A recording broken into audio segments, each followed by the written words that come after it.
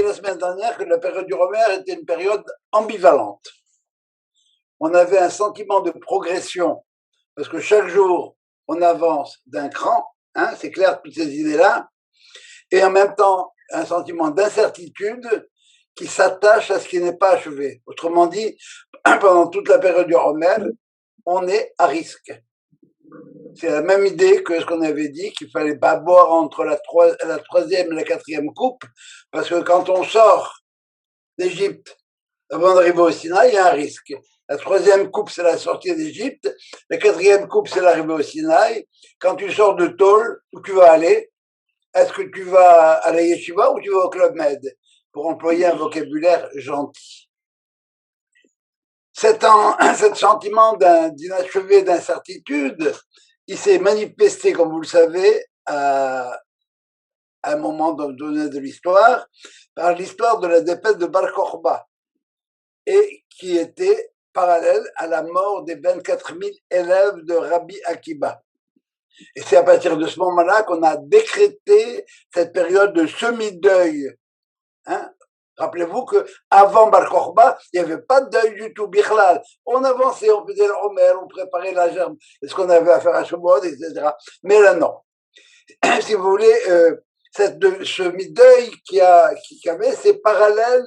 Les règles de deuil du Romer sont parallèles au deuil, les règles qu'on observe entre le 17 Tammuz et le 9 Av, avec plus de renforcement dans la semaine du 1er au 9 Av.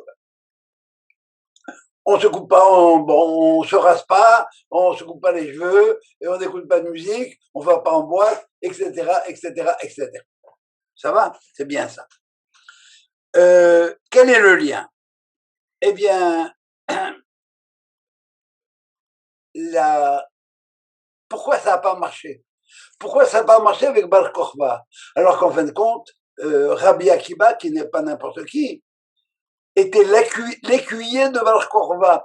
Il a vu en Bar Kokhba un messie, une capacité de messie. Je vais répéter ce que j'ai dit probablement plusieurs fois. Le messie, c'est pas un Merlin enchanteur qui arrive sur un cheval blanc avec une baguette magique, pas du tout. On appelle Melech HaMashiach, c'est un roi. C'est d'abord un chef d'État. Et un chef d'État qui s'arrange comme tel pour que l'État fonctionne et qu'il y ait harmonie au sein de cet État-là. Et donc, pour pouvoir reconstruire ce qui avait été détruit, il faudrait d'abord et avant tout que la cause de la destruction soit effacée. Or, cette cause-là n'a pas été effacée. Qu'est-ce qu'on nous a dit? Que les élèves de Rabbi Akiba, l'onahagu kavod zelazé, ils faisaient pas kavod. Manquait de kavod.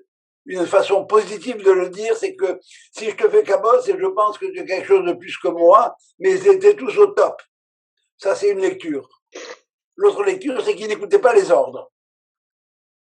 Et parce que les élèves de Rabbi Akiba, on nous dit qu'ils sont morts de la askara. Askara, on appelle ça diphtérie.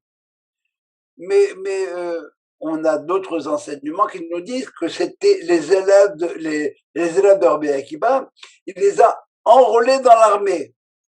Alors maintenant, le mot askara, moi je sais pas pourquoi, l'idée me vient comme ça me fait penser à askor. Askor, c'est un militaire. Voilà, oui. Alors bon, est-ce qu'on peut dire que c'est ça? J'en sais rien, moi. C'était des soldats. Et comment est mort Bar Kokhba, le chef de la révolte? Assassiné.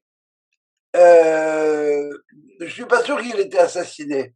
Il était exécuté par les Romains. Mais l'histoire qui précède sa mort est intéressante.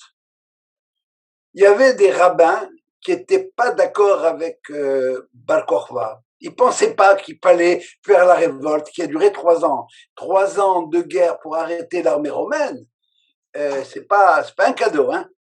C'est pas des enfants de cœur, les Romains. Et alors, à ce moment-là, les Romains étaient prêts à dégager, à quitter Israël. Lorsqu'il y a un Samaritain qui a dit, moi, donne-moi une chance. Je veux faire quelque chose.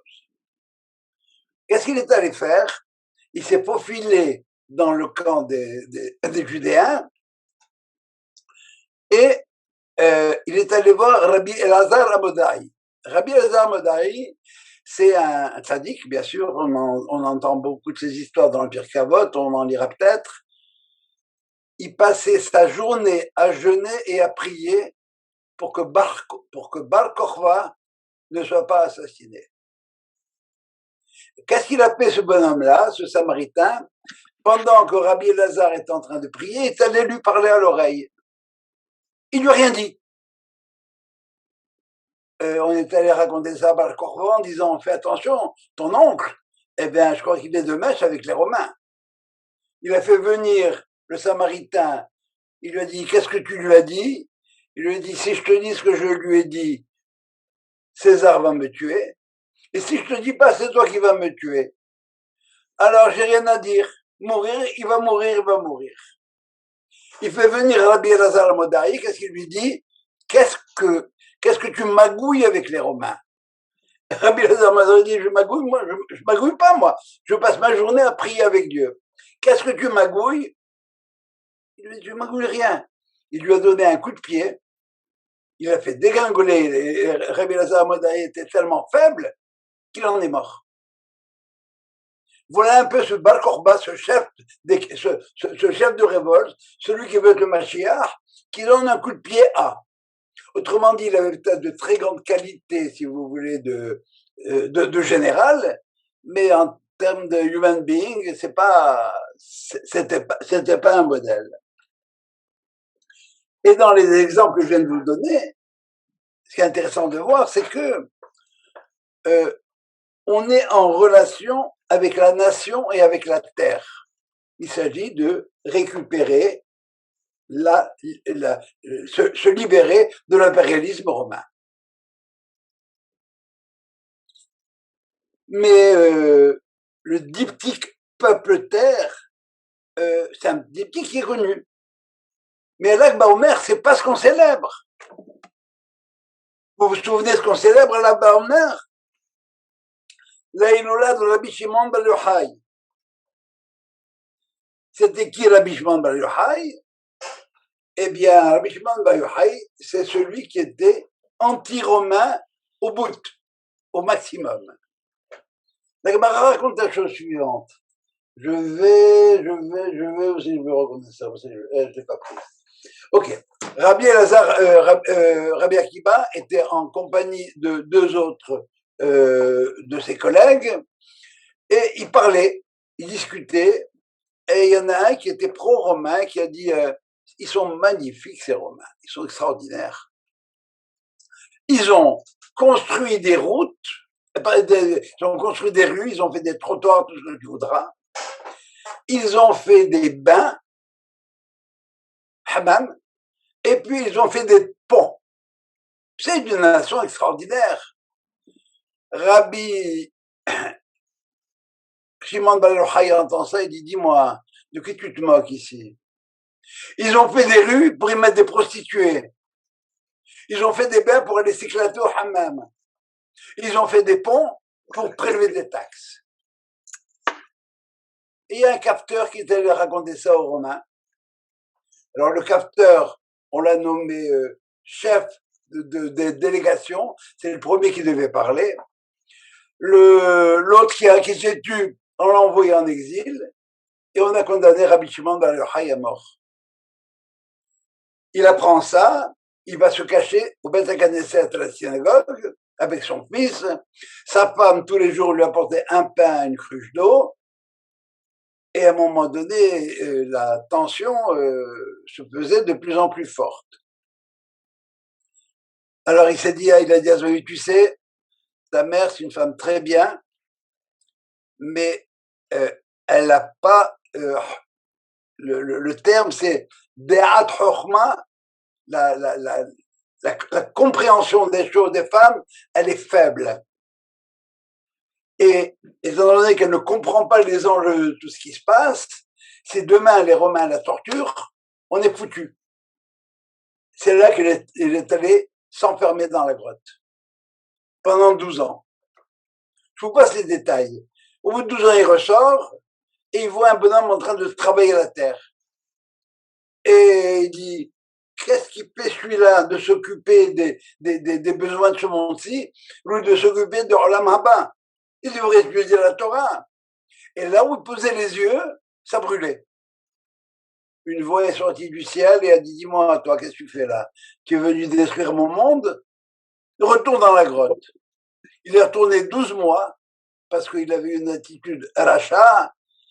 Et au bout de 12 mois, quelqu'un est venu lui dire, bon, eh bien, tu peux ressortir. César est mort. Et il est ressorti, et beaucoup plus tranquille, beaucoup plus calme. Et là où son fils posait les yeux, et ça brûlait, parce que le jeune Rabbi Lazare, c'est quelqu'un, le fils de Rabbi Shimon, c'était quelqu'un de puissant, et Rabbi Shimon l'a rangé. Or, on a des enseignements de Rabbi Shimon qui nous disent qu'il faut travailler la terre. Dieu a mis l'homme sur terre, les Avda ou Shomra. Qu'est-ce qui se passe? Eh bien, Rabbi Shimon Bar Yochai disait que travailler une terre qui est sous domination romaine, c'est aider les Romains. Et par conséquent, son patriotisme, Rabbi Shimon Bar Yochai, a fait en sorte que ça lui a valu, si vous voulez, le fait d'avoir à s'isoler pendant 12 ans avec son fils. Mais entre-temps, il nous a donné la Torah du Sod. Et c'était un des élèves de Rabbi Akiba, qui était l'écuyer de Bar Korva. Donc, Rabbi Shimon, c'est un patriote. C'est Eretz Israël, comme tel, actif. Tout ça, c'est bien beau, mais tout ce qu'on voit ici, encore une fois, c'est les événements dont on nous parle, les événements de Rabbi Shimon, de Bar Korba et des élèves de Rabbi Korba. C'est des choses qui ont à faire avec la nation. Or, rappelez-vous ce que c'est que la période du Homer. C'est l'apprentissage du Derech Eretz. Apprendre à vivre en homme parmi les animaux. La Torah, la Kedusha, va nous permettre à vivre en ange parmi les hommes. Mais pour l'instant, qu'est-ce que ça vient faire, ces histoires-là? On veut apprendre le savoir-vivre, la bienséance, la civilité. Qu'est-ce que tu viens me parler de terre, etc. Ben, c'est bien simple. C'est qu'il n'y a pas de distinction entre Am Israël, le peuple juif, Eretz Israël, la terre d'Israël, et Torah Israël, Torah Israël. Ce qui fait dire à Manitou que l'apprentissage du Derech Eretz, c'est l'apprentissage du Derech Eretz Israël. Comment faire pour arriver en Eretz Israël. Et la paracha, que nous allons lire la semaine prochaine, commence. C'est bon. Non, la semaine prochaine, pas ce Shabbat. Hashem el Moshe, Behar Sinai Lemor. Dieu parle à Moïse au mont Sinaï pour lui dire. Et qu'est-ce qu'il lui dit? Il lui donne en détail, dans les menus détails, les lois du Yobel et de la Shemitah. Et Rashi va poser une question qui est devenue quasiment un proverbe. Ma inyan Shemitah etel Har Sinai. Comme on dirait en arabe, Azab Chezo Vatata. De quoi on parle? Et Rashi répond, très simplement, il dit, mais de la même manière qu'on t'a donné ici les lois de la Shemitah, les lois du respect de la terre, eh bien, dans leurs détails, toutes les mitzvot, c'était la même chose. On les a apprises au Sinaï, en détail, dans le menu détail, le petit détail. Et très bien. Mais la question se repose à ce moment-là. Pourquoi tu me parles de Har Sinaï à propos de Shemitah? Pourquoi tu n'as pas choisi un autre exemple à part celui-là? Et la réponse, c'est dans le lien qui unit le peuple juif et sa terre. Pourquoi? Et sa terre, Terre. Eretz Israël. Pour les goïms, c'est quoi la terre? C'est la mère nourricière. C'est la mère patrie. Pour nous, Pas du tout. Le rapport qu'on a à la terre, c'est un rapport d'époux à épouse. On a une Haftara qui nous le dit clairement, les textes sont très clairs. Je t'appellerai ma femme. Je dirais à la terre, tu es ma femme. Et on a avec la terre des lois comme avec les femmes. La période de Nida, où on n'a pas le droit de toucher, ça s'appelle la Shemitah. Et puis si tu ne fais pas ce qu'il y a à faire, si tu ne respectes pas cette Shemitah, cette Nida-là, la terre te vomit. Autrement dit, la terre te donne ton get out. Alors voilà, ce que je disais, c'est que Marianne Shemitah et Har Sinaï, quel lien il y a entre les deux? Eh bien, si tu avais été à Har Sinaï, tu aurais compris qu'est-ce que c'est que la valeur de la terre. C'est pas une terre quelconque, c'est pas l'endroit où qui me nourrit seulement, non. C'est un rapport quasiment fusionnel d'Israël avec sa terre. Voilà. Alors, vous comprenez quel était mon problème, hein? C'est un truc qui m'a un peu tracassé. On travaille sur la notion de midot, c'est-à-dire quelque chose qui a à faire avec la Torah comme telle, et puis tout d'un coup, on se ramasse avec quoi? On se ramasse avec des guerres. Je crois qu'il y a un disconnect entre la dernière chose que j'ai entendue et ce que tu es en train de dire maintenant. Non, j'ai parlé de Marianne Shemitah et Har Sinaï.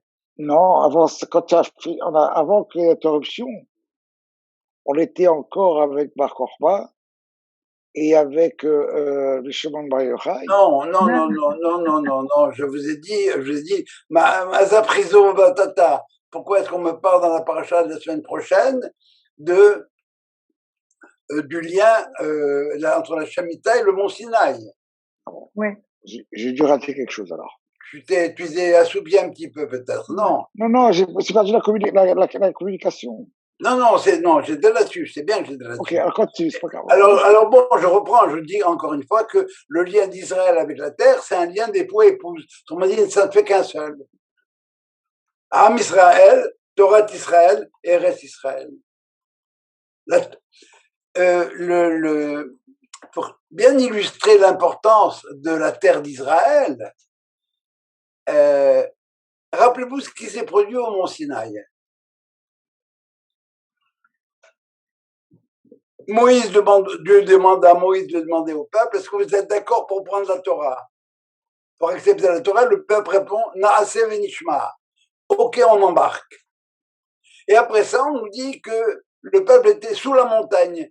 Dieu lui a mis la montagne sur la tête. On étudiera peut-être ce thème au moment de Shavuot. Si tu acceptes pas la Torah, tu meurs là-bas. Mais c'est contraint forcé. Non. Parce qu'ils ont déjà dit Naase venishma. C'est un peu comme moi, avant le mariage. Avant de me marier, eh bien, je dis, je suis prêt à me marier, je veux me marier. Et dès que je suis passé sous la choupa, je tombe dans le piège de la choupa. Une fois que je rentre sur la choupa, c'est irréversible. Oui, c'est réversible, bien sûr, mais tous les problèmes qu'on peut avoir pour le guet, pas le guet, et tout ce que vous voudrez. C'est ça le problème qu'on a avec ça va? Alors, on a signé. Rappelez-vous ce qu'avait dit à Dieu. Dieu, si vous n'acceptez pas la Torah, vous allez mourir dans le désert. Ils ont accepté la Torah. Mais quelque temps après, ça c'est si vous voulez, le problème du 17 Tammuz, c'est le lien, le 17 Tammuz, avec tout ce qui est Torah. Où il redescend, on a enfreint la Torah, on a fait des veaux d'or, on casse les tables. Mais le 9 Av, c'est le lien avec la terre. Les explorateurs n'ont pas voulu aller conquérir Eretz Israël à ce moment-là. Et ils sont quand même morts. Ces gens qui ont accepté la Torah, ils sont morts quand même. Autrement dit, qu'est-ce qui est plus important, la Torah ou Eretz Israël? C'est la même chose. C'est la même sanction. Tu refuses la Torah, eh bien là-bas, ils seraient morts là-bas. Tu refuses Eretz Israël, ils sont morts dans le désert. Point, on en reste là. C'est clair maintenant? Alors voilà ce qui s'est produit, si vous voulez, à ce moment-là, l'importance à la fois de la terre et de la Torah. Vous m'avez demandé quel lien il y avait entre... Vous savez quels étaient les jeux dans les shtetl pour Lag Baomer? On allumait des feux et on tirait à l'arc. Les feux, c'est les feux de camp de l'armée de Bar Kokhba. Le tir à l'arc, je n'ai pas besoin d'expliquer. C'est clair que là? Alors voilà, est-ce que je vais maintenant changer de sujet, enfin, changer de sujet, oui. Ce qu'on apprend dans le Pirkei Avot, c'est ce qu'on appelle les midot. On a déjà dit ça, comment se comporter. Alors, avant de passer au texte du Pirkei Avot, est-ce que vous avez des questions? Vous n'avez pas de questions, très bien. Oui, Alors, oui, une petite question. Vas-y. Est-ce que c'était pas pendant le Homer, justement, qu'il y a eu une épidémie, il y a eu beaucoup de morts C'est celle-là, c'est celle dont on parle, c'est ce qu'on a appelé l'épidémie. Il y a des gens qui disent que c'était une épidémie, mais comme par hasard, on n'a entendu parler que de la mort des Vénécatrides élèves de Rabbi Akiva, et pas des autres. Ouais. On n'en parle pas. Et deuxième chose, c'est que ils sont morts de, comme j'ai dit tout à l'heure, de la Haskara. Ils sont morts, en tant que soldats, ils sont morts sur le champ de bataille, point.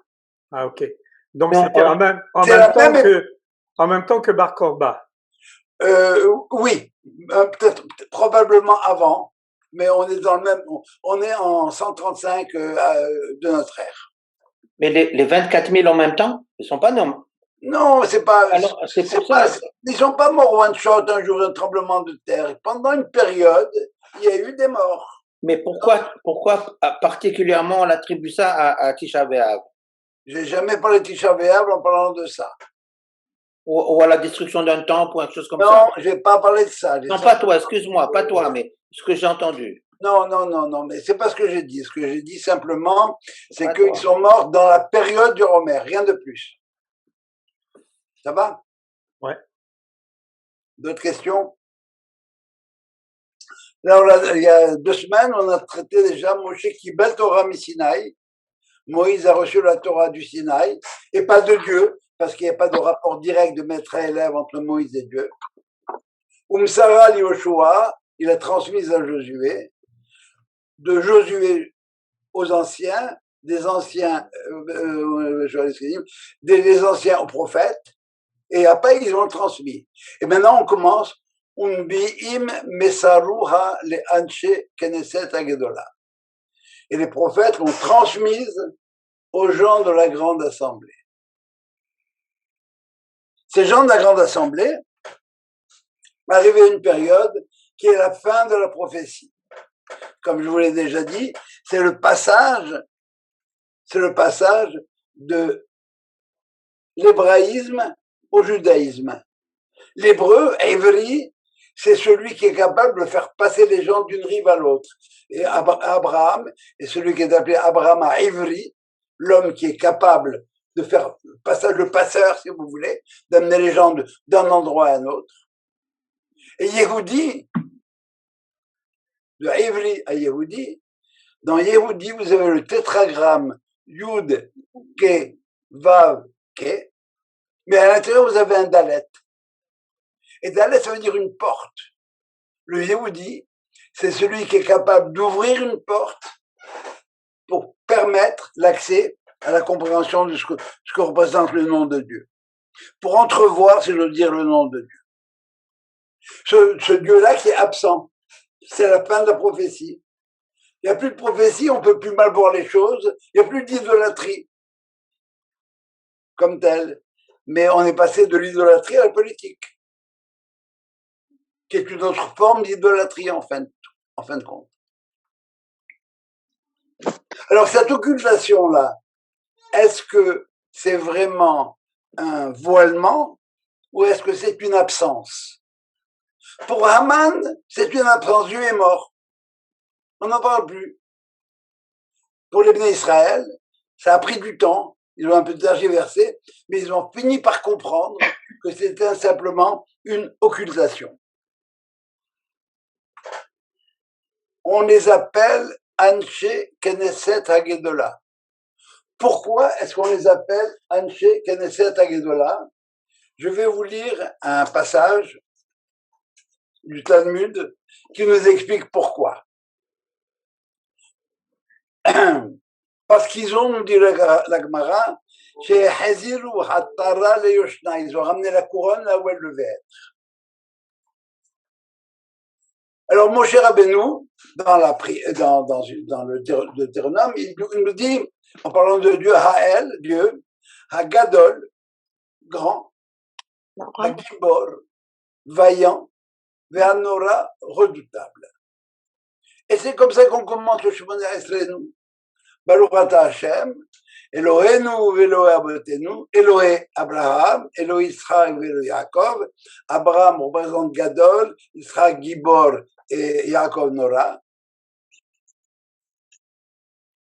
Ha'el, Hagadol, Hagibor, Ve'Anora. Comment est-ce que vous traduisez, tu vois, tiens, en passant Baruch Ata Hashem? Béni sois-tu. Source de Ah béni. non, c'est pas béni sois-tu. Baruch. Tu es Baruch, tu es béni. Ou peut-être Oui, béni oui. es-tu. Béni es-tu. Alors d'abord, c'est pas béni sois-tu, parce que c'est pas comme ça qu'on dit un sois-tu en hébreu. Ça veut dire que Dieu est béni.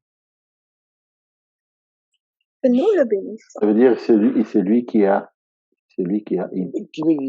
c'est lui qui en a, alors il peut donner. Non, sanctifié. Que tu sois sanctifié. Non, sanctifié, c'est autre chose. Non, c'est pas sanctifié. On parle de Beracha. La sanctification, c'est la Kedusha, la sanctification. On parle de Beracha. Ah, Alors, erreur grossière, béni sois-tu, c'est pas ça. Hein. C'est pas. Baruch, ça veut dire béni, Ata, tu es. Ça veut dire quoi, tu es béni? Ça veut dire, qu'est-ce que c'est que la bénédiction? C'est quelque chose qui est en plus. C'est l'abondance. Les choses qui, il y a le plain, le normal, et il y a ce qui vient en plus. D'où ça vient le mot beracha? Qu'est-ce qu'on a avec le mot beracha? On a le mot berech, qui veut dire le genou. Et rappelez-vous, quand Sarah a dit à Abraham, bon, fais un enfant à Agar, veteled al birkai. Les genoux, c'est l'endroit où on reçoit l'enfant. La beracha, c'est ce qui est en plus. Rappelez-vous que un enfant rote, on dit bracha. Ce que tu as en plus là, que ce soit une forme de bénédiction, que ce soit pas le hockey ou une maladie quelconque. Alors, ça veut dire quoi? Baruch Ata, ça veut dire que toi, Dieu, tu disposes des bénédictions. Et par conséquent, fais-moi profiter d'eux.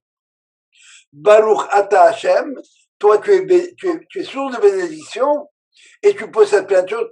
Honen Adat, gratifie-moi de l'intelligence, de la santé, de l'argent, etc. L'exemple le plus marquant, si vous voulez, de la bénédiction, c'est le goût des fruits. C'est quoi une pomme? C'est quoi un fruit? C'est quoi une nourriture? C'est un nutriment. Ça me suffit pour vivre, la pilule. Mais non. En plus, elles ont bon goût. Le parfum des fruits, l'odeur des fleurs, l'organe reproducteur de la fleur, en plus de reproduire, il sent bon. C'est magnifique, ça. C'est ça, la beracha. Et j'aime beaucoup la formulation de Jean Zaclade, qui disait, de toi toutes les bénédictions. Baruch Ata, tu es béni, tu as plus, tu as tout ce qu'il faut, donne-moi. Autrement dit, la beracha, si vous voulez, c'est le trop-plein de Dieu qui veut bien déverser sur nous. C'est clair? Trop plein. Oui, Evelyne, vas-y. est-ce qu'il y a un texte, il y a des références qui indiquent que la beracha signifie l'abondance? Toute la littérature rabbinique par rapport à ça. La littérature rabbinique, quand elle parle de beracha, la beracha, c'est, encore une fois, on le retrouve dans les sources, mais je crois même que le Sifri Hanour dit que Baruch, c'est un nom, c'est pas un verbe. béni. Oui, oui. Bénédiction, tu as et tu donnes. Ok? C'est bon jusque-là? Est-ce que ça rappelle un petit peu ce qu'on dit en arabe baraka? La baraka, c'est l'abondance, non? Oui, c'est vrai. Mais, bon, mais c'est la chance, la baraka. c'est la chance, l'abondance, tout ce que tu veux, mais c'est avoir plein de choses. Mais si on en trop, c'est pas nécessairement la bénédiction. Je crois que le meilleur exemple de bénédiction, c'est l'enfant. C'est ce qui vient, ce qui est en plus, la capacité d'avoir plus que ce qui est dans, j'allais dire dans la nature pour l'enfant, mais le bon Dieu, il a fait le monde comme ça. Si tu veux, pour répondre à Evelyne, dans Rachi simplement, là-bas, Dieu a béni le 6e jour, et Rachid nous dit comment il a béni? Par la manne. Il a donné 2 portions de manne le vendredi. Vaïkadesh Oto, comment il a sanctifié? Il a mis à part par la manne. Le Shabbat, il n'y avait pas de manne qui tombait. Et quand on dit à Kadosh Baruchu, Kadosh, c'est transcendant, Baruch, c'est immanent, celui qui est à la fois transcendant et immanent. Ça va jusque-là? Alors, qu'est-ce qu'on dit? Ah oui, alors pourquoi on les appelle la Gadol? Eh bien, parce qu'il y a écrit Ha'el Hagadol Hagibor Ve'anora. Et voilà ce que nous dit la Gemara. Ata Yirmiya, Jérémie arrive, et il dit les étrangers, les Babyloniens et les Perses sont en train d'envahir notre territoire, ils sont en train de piétiner le Saint des Saints, et où est-ce qu'il est redoutable? Comment tu peux dire que Dieu est redoutable? Ils n'en ont pas peur. Quelque temps, alors il dit dans ses prières, il dit Ha'el Hagadol Hagibor, il dit pas Nora. Arrive Daniel plus tard, et il voit l'état des Juifs dans lequel ils sont, il dit quoi? Où est-ce qu'elle est sa vaillance? Et pour Geburato, il disait plus Gibor, Ha'el Hagadol Hanora. Arrive les Anshek là, ils expliquent justement, c'est ça sa vaillance. Et Zéou Gibor la Kobesh et Tisro. Sa vaillance, c'est le fait qu'il a envie d'hurler, mais il ne hurle pas. Il se maintient. Et Zéou Gibor, c'est qu'il y a un vaillant, c'est pas un plus fort qu'un plus faible, c'est quelqu'un qui est capable de se contrôler lui-même. Je suis plus fort que moi. Et là, je suis un vaillant. Et pour Norato, en quoi il est redoutable?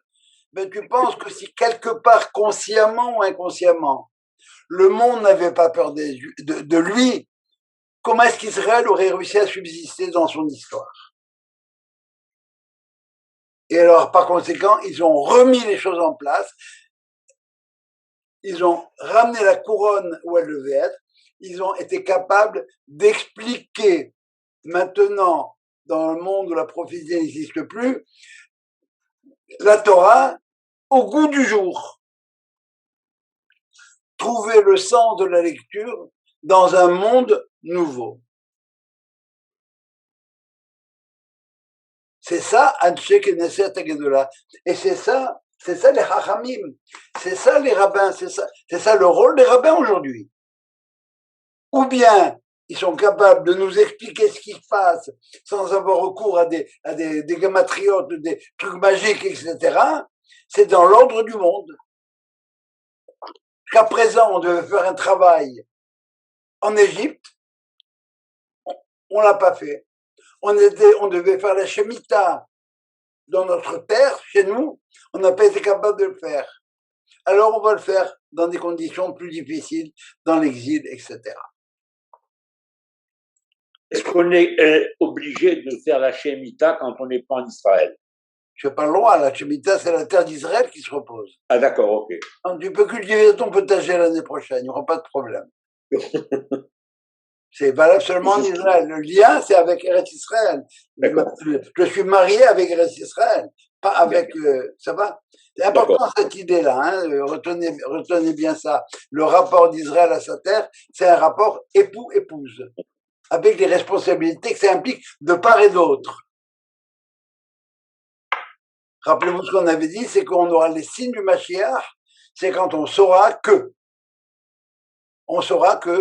Mashiach arrive lorsque la terre d'Israël recommencera à donner ses fruits. Et puis ça recommence. Bien sûr, ça se fait pas en 24 heures. Bien sûr qu'un siècle, c'est une goutte d'eau dans l'océan de l'éternité. Mais c'est comme ça que ça se passe. Alors voilà, leur priorité à ces gens-là, c'est de s'occuper de chaque génération, de la génération tampon qu'il y a entre les Névi'im, la prophétie, et la fin de la prophétie. Ils ont dit 3 choses. Quand on dit qu'ils ont dit 3 choses, ça veut dire qu'ils ont dit 3 choses exactement. L'urgence du moment, ce sont les 3 choses qu'ils vont dire maintenant. Qu'est-ce qu'ils vont dire? Ils vont dire Hevu metunim badim. Soyez circonspects dans le jugement. Ils veulent garantir la pratique de la Torah et récupérer ce qui risque de faire défaut à l'homme. Hevu metunim badin. Et ça s'adresse à qui? Aux juges. Soyez circonspects dans le jugement, ça veut dire quoi ça?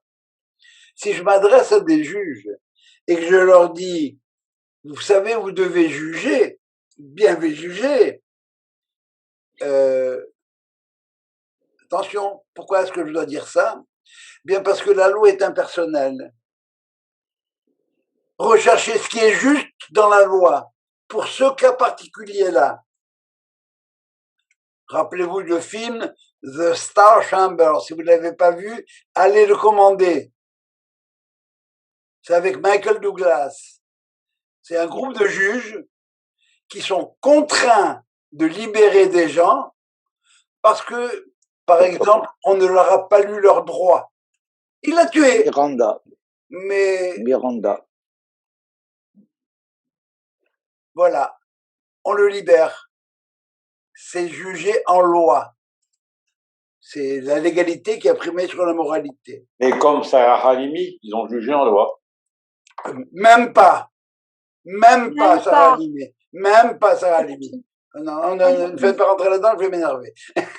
non, Sarah Halimi, c'est bon, je vous passe des parenthèses, je risque d'être rappelé d'une minute à l'autre, alors je ne peux pas perdre du temps là-dessus.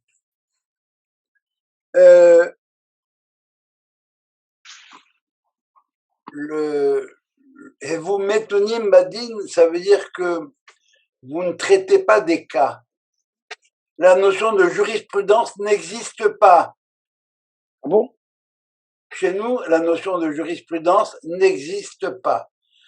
En loi, hein, encore une fois, hein, ça veut dire tel rabbin a décidé de telle chose, c'est pour monsieur X. Si le même cas se présente avec monsieur Y, c'est plus les mêmes conditions. Le rôle du juge, c'est pas de juger, c'est de justifier. Il n'y a pas de jurisprudence du tout chez les Dayanim. Pas ma connaissance. Non. Et c'est ça. Et vous, Metunim Badin, s'il y a jurisprudence, à l'heure où on se parle, j'ai plus besoin de juge. J'ai juste à mettre tous les cas dans l'ordinateur, j'appuie sur un bouton et ça sort. Tu as raison. Ne pas tomber dans le piège de la jurisprudence, ne pas tomber dans le piège du jugement presse-bouton. On ne juge pas des cas, mais on juge des personnes. La légalité et la moralité, c'est pas la même chose. Vous avez entendu un juge vous dire, vous avez raison, monsieur, mais je suis obligé de vous condamner parce que la loi est contre vous. Et alors à ce moment-là, tu dis, et toi, à quoi tu sers? C'est ça l'idée. Et ben, c'est ce que Camus avait dit. Entre la justice et ma mère, je choisis ma mère. Entre la justice et ma mère, je choisis ma mère. Je comprends pas le lien avec ça. Entre la justice et ma mère, parce que la justice elle est rationnelle et la mère a des émotions. Entre la justice et la morale. Ah oui, la morale. Oui, très bien, oui. Parce que vous savez qu'on vous dit, il vaut mieux une bonne entente, une entente à la noble, une mauvaise entente qu'un bon jugement. Qu'un bon cas de cour. Oui. Et vous Metonim Badim, il y a une deuxième dimension, ne faites pas attendre les protagonistes. Ils attendent le jugement. Il y en a qui attendent depuis 6 mois et d'autres depuis 6 ans. Ah, souci.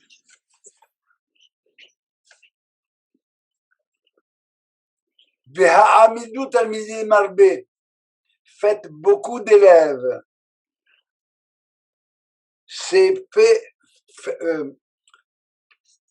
continuez à enseigner. Faites en sorte que Hamidou, qui se mettent debout, que les élèves puissent devenir des enseignants. Va associer à la Torah et faites une haie à la Torah. Effectivement, la Torah, je ne sais pas, je ne connais pas les raisons, je ne connais pas l'esprit de la loi. Et par conséquent, je risque de la transgresser. C'est pour ça que j'établis des garde-fous. Shabbat devrait rentrer à 7 heures du soir. Le coucher du soleil, c'est 7 heures du soir. Moi, je commence à 7 heures moins le quart, 18 minutes avant. Vous allez me dire, ouais, très bien. Et mais alors, tu commences 18 minutes avant. Et pourquoi pas 36 minutes avant? Et pourquoi pas, etc. Il y a un principe. On ne fait pas de Seyagim au Seyagim. On ne fait pas de quoi? De barrières. À des barrières. À des barrières. On ne peut pas multiplier les barrières. Alors, remarquez 2 choses. Et vous, Bezuni Badim, ça concerne la pensée. Moi, le juge, je dois penser. Mais en fait, c'est vrai. Mais le Pirkei Avot ne s'adresse pas qu'au juge. Il s'adresse à moi en tant qu'individu et en tant que moi-même, je suis juge de moi-même. Si tu veux être honnête, toi par rapport à toi, eh ben, mets-toi devant le miroir et puis commence à te juger.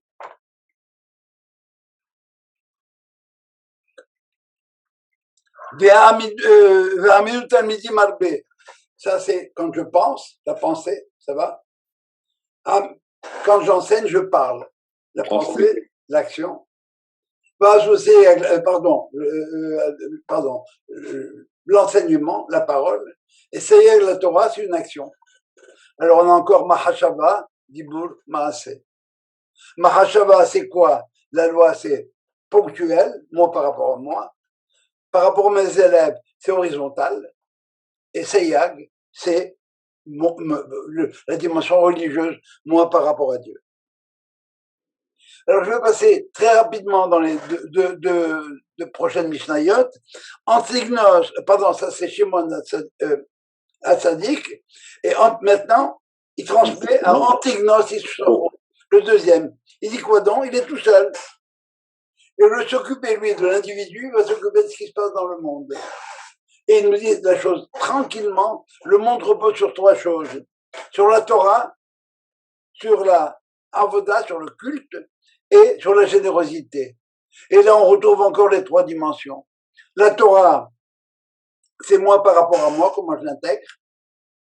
La Avoda, c'est moi par rapport à Dieu, comment je pratique le culte. Et Giblut Rasadim, c'est l'horizontal. Moi par rapport à autrui. 3e Mishnah, j'accélère parce que je vais arriver à la dernière. Antignosh Ishsocho, il a reçu de Shimon Hatzadik. Et qu'est-ce qu'il nous dit? Ne sois pas comme ces gens qui servent un maître dans l'espoir d'avoir un salaire. avec l'intention de recevoir un salaire. Pas du tout. Fais comme si tu étais quelqu'un qui servait son maître dans l'espoir de ne pas avoir de salaire. Qu'est-ce que nous dit le Shoro? Il faut que la pratique soit désintéressée complètement. Dans tes rapports avec Dieu, il faut que tu sois désintéressé. Mais attention, il y a un salaire. Naturellement, on le dit dans le schéma, il y a un salaire, mais n'attends pas dans ce monde-ci. Parce que la loi morale, c'est pas la même chose que la loi de la nature. La loi morale, le salaire, il vient après. Et dans les lois de la nature, tu manges trop de chocolat, tu as une crise de foie. Et maintenant, après Shimon HaTzadik, on passe aux zougotes. C'est plus un individu qui est capable de tout faire, c'est des couples. Alors, on va s'occuper de la maison, de ce qui se passe à la maison.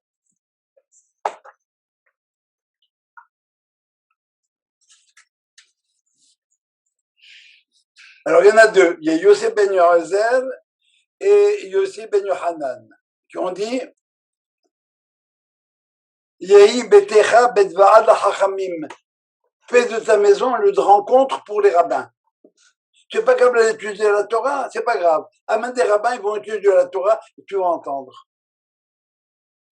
Tu n'es pas capable de payer les parfums, va devant chez un parfumeur ou un parfumier et puis tu vas sentir les bonnes odeurs. Tu ne pourras pas te les payer, mais tu vas sentir les bonnes odeurs. Et colle-toi à leurs talons. Et tout ce qu'ils te disent, bois-le avec avidité. Comme tu avais très soif de Torah. Je ne développe pas ça parce qu'il va falloir que je vous quitte juste après ce que je vais dire maintenant. C'est la Mishnah numéro 5. Son collègue, il a dit, alors là, on s'occupe plus de l'individu, on s'occupe plus de ce qui se passe à la maison, le rapport avec les maîtres, on s'occupe du rapport avec les égaux. Alors il nous dit, Yehi betecha patuach lirvacha, que ta maison soit grand ouvert, revach. Veyeyu aniyim bene betecha, que les pauvres soient des enfants de ta maison, comme s'ils étaient là tous les jours. Et la bombe maintenant, al tarbe siha maisha, discute pas trop avec ta femme.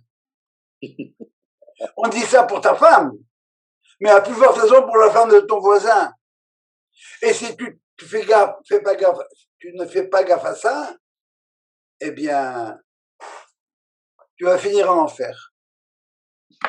Plus sexiste que ça, tu meurs, n'est-ce pas? Absolument. Ouais. Alors voilà, de quoi on s'occupe? On s'occupait tout à l'heure, avec le premier du couple, on s'occupait d'avoir les tzadikim et les grands autour de la table. Et maintenant, c'est ouvert à tout le monde. Et il y a beaucoup de pauvres qui viennent. Alors, je vous pose une question, messieurs. Si vous avez décidé de faire votre maison la maison du bon Dieu, et que vous ouvrez la porte en grand, le premier jour, il y a 15 personnes qui arrivent et 25 pauvres. Si votre femme, elle est sympa, elle va pas dire un mot. Si ça se reproduit le lendemain, elle dira pas un mot, mais elle va commencer à pas sourire. Et qu'est-ce qu'elle va vous dire le troisième jour? Dis-moi, quand est-ce que tu t'occupes de tes gosses à toi? À quel moment tu t'occuperas de tes gosses? Il n'y a que les autres qui comptent. Un peu d'accord, mais tu passes ta vie à ça. Et par conséquent, le hacham en question qu'il a te donne un bon conseil. Si tu veux vraiment jouer ce jeu-là, d'ouvrir tes portes à tout venant, il n'y a pas de problème. Mais sache que ta femme risque de pas être d'accord. Et si ta femme, elle te dit Barakam l'Ipsala, ne discute pas avec elle. C'est elle qui a raison. Elle s'occupe, elle, de la maison, de la gestion de la maison, des enfants. Et toi, tu viens tout bousiller. Désolé, mais ça marche pas comme ça. Voilà, si vous voulez, en très concentré, très résumé, on reprendra peut-être la semaine prochaine. Voilà une approche du Pirkei Avot. Comment est-ce qu'on lit le Pirkei Avot? Ça a été énormément commenté et voilà ce que j'avais à vous dire pour ce soir. Merci. Désolé pour la vitesse. Magnifique. Est-ce que vous avez des questions? Si vous avez des questions rapides, je vais essayer de répondre. Moi, je retiens de ça la jurisprudence. J'adore ça. Ah, bien sûr. Parce qu'on ne Je traite pas des cas, on traite des personnes. Ouais, Oui, tout à fait. Daniel. Oui, juste revenir sur Alter Bey Sicha et Maïcha. Est-ce qu'on Oui. pouvait répéter le raisonnement? Le Chacham ici donne des consignes sur la gestion de la maison. Et elle te dit que ta maison soit ouverte, et que les pauvres viennent manger chez toi. Ça va? Mais que les pauvres, il y ait eu Bene Betecha, qui soit Ben Baït chez toi, ce pauvre-là. Okay? Oui. Alors, la Torah te dit, ta femme, elle va pas être contente, elle aura raison. Ne discute pas avec elle. Si tu discutes, elle va faire venir la voisine, etc., etc. Et tu vas te trouver La gestion. en mauvaise posture. Ça va? Ouais. D'autres questions? Non, la jurisprudence, simplement selon la religion. Pas légalement en Israël, par exemple, le système juridique. On est en train de parler d'un système où c'est les Dayanim qui font c'est le Bedin, c'est le Bedin des Dayanim. C'est ça. Alors la consigne qui est donnée, c'est ne juge pas des cas, juge des personnes. Et si tu veux juger des personnes, tu peux pas faire appel à la jurisprudence qui, elle, n'a traité que de cas. Tu comprends? Elle a jugé des personnes, mais juger. Je me rappelle, à Orahaïm, on a eu un problème avec quelqu'un qui voulait pas payer quelqu'un d'autre, ou l'autre voulait qu'on le paye plus. Allez voir le bonhomme, on lui dit, tu sais quoi? Peut-être que tu as raison, tu devrais pas lui payer ça. Formellement. Mais étant donné ta situation, la sienne, paye-le. Et il a accepté de bonne grâce. C'était pas légal, mais c'était moral. Voilà. On a eu tout un cours, je crois, une fois, sur Tzedek, tout ça. Tu cherches ce qui est juste dans la justice. Rabotaï, désolé, mais Bonne soirée. Merci beaucoup, Joe. on se retrouve, si Dieu veut, la semaine prochaine, et on essaiera de trouver des Mishnayot sympathiques. Salut. Merci. Shabbat Shalom et l'Aksameya. N'oubliez pas demain. Ah oui, c'est vrai. Bye bye.